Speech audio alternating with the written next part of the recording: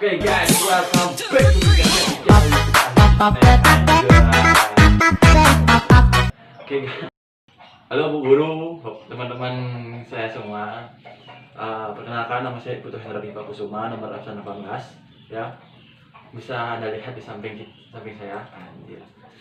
Di sini saya akan mencoba untuk memberikan sebuah materi, yaitu tentang surat amalan kerja, ya. Surat amalan kerja, ya. Kita lihat dulu apa aja sih yang bakalan kita bahas di sini, oke. Yang pertama ada pengertian surat amalan kerja. Yang kedua ada jenis surat amalan kerja. Yang ketiga ada ketentuan dalam surat lamaran kerja. Yang keempat ada sistematika surat lamaran kerja. Dan yang terakhir, yang nomor 5 adalah hal-hal yang harus diperhatikan dalam pembuatan surat lamaran kerja. Oke.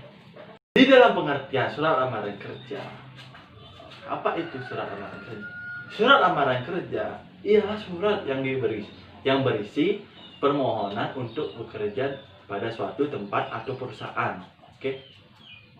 Nah, di surat itu hal-hal apa aja sih yang dikemukakan dalam surat lamaran kerja tersebut? Ya.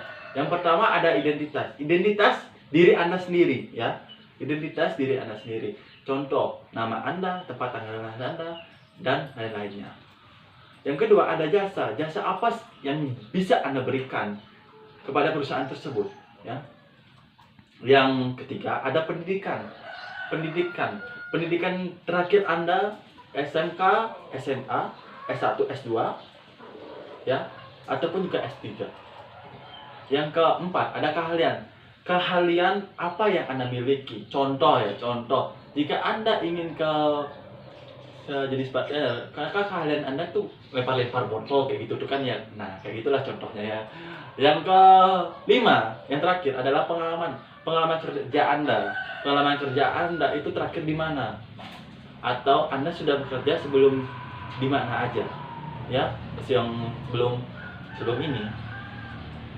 Nah, kita langsung yang nomor 2, yaitu jenis surat lamaran kerja.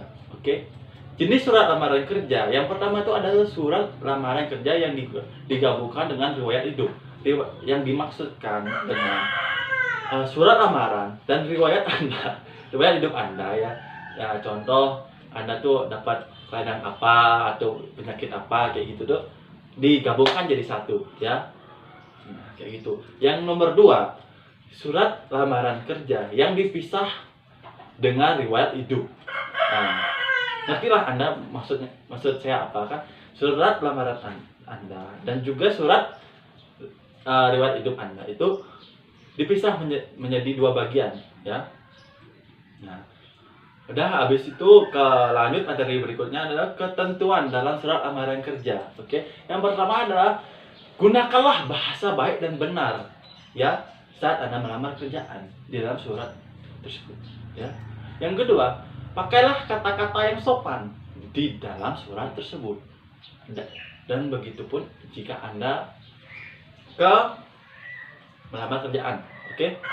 Nah, yang ketiga, lengkapilah bagian-bagian surat. Contohnya, isi, penutup, pembukaan, dan juga tanda tangan. Lengkapi semua, oke. Yang keempat, tulisan itu haruslah bersih, mudah dibaca sesuai dengan kaidah bacaan. Oke, biar jika Anda bos Anda lihat itu loh, bos yang Anda ingin lamar kerja tuh, wah, bersih ini tulisannya gitu, nggak jelek-jelek amat lah gitu, ya.